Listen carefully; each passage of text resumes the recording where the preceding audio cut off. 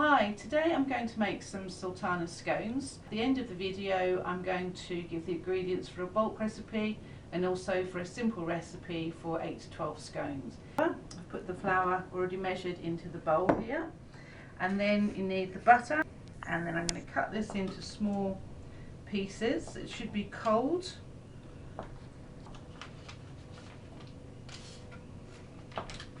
This is so that when I put the butter into the flour, I can, what they call, rub it in small pieces.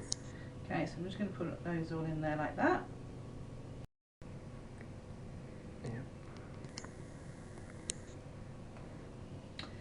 Okay, so you need to rub this into the flour. I'm going to put a bit of salt in it just to give it extra flavour. I'm going to put in a couple of pinches of salt. 1, 2, there we go, perfect, and then rub it in. It should be the consistency of breadcrumbs after the butter has rubbed into the flour.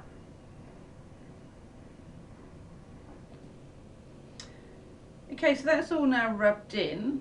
It should resemble breadcrumbs once the butter has gone into the flour, and you should be able to clump it together like this. Okay, so I'm now going to add the sugar. It's caster sugar. I'm just going to mix that in lightly with my fingertips. And then I'm going to add the sultanas. Let's mix those through. You need to make a well in the middle, and this is where you've got to try and be as light with it as possible. You don't want to be compacting it too much with your hands. You want to keep the scone mixture as light as possible so you have some nice light scones. You just mix in the flour.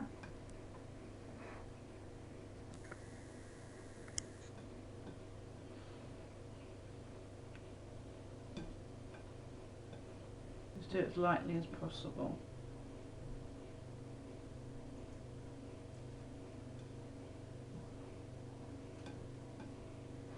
Once all the flour has mixed in with the milk, you want to make sure you're just putting enough milk in to make it to a soft ball. So we now need to lightly flour the tabletop. This is to ensure that the dough mixture, the scone mixture, doesn't stick. You lightly dust it and place it on softly, and then you take the rolling pin. Again, you need to dust that as well. This is so that the scone mixture doesn't stick. You need to just roll it out,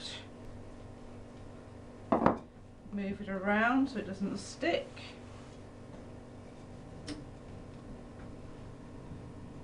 And you want to minimise the rolling as much as possible. You don't want to be doing too many rolls between your cuts.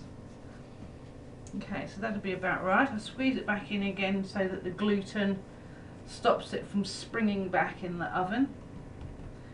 And you'll need to put them onto greased trays like this. What I normally do is I take the tin and I take the butter wrapper, and then I just lightly go over the tray. This stops them from sticking while they're in the oven whilst they're cooking. So this is the cutter that I'm going to be using to cut out the scones. You just press it down.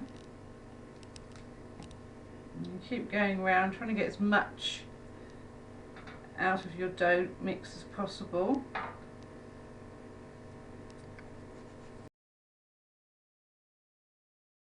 That's the last one for that tray.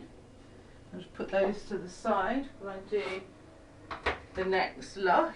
As you can see, I can only get 2 more out of this one, and I'm going to have to roll it out again. You want to minimise the rolling as much as possible, and then when you're putting it back together, just be as light as you can with it. Again, flour your table.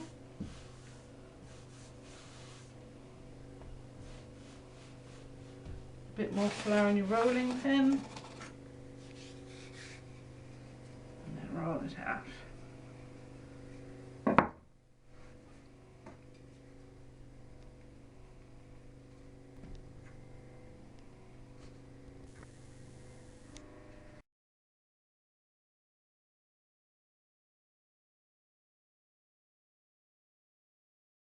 Okay, to ensure that the scone's brown on the top, we need to put some milk on the top of them.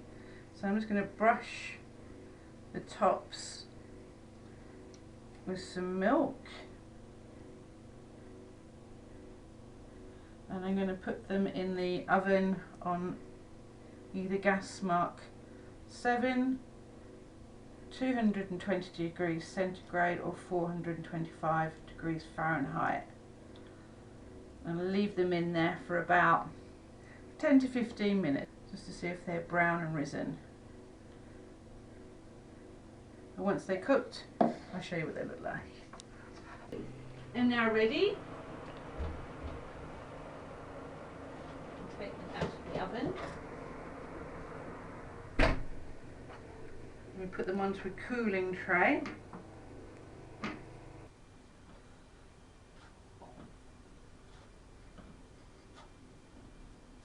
So I hope you enjoy them. Thank you very much for watching. Bye bye for now.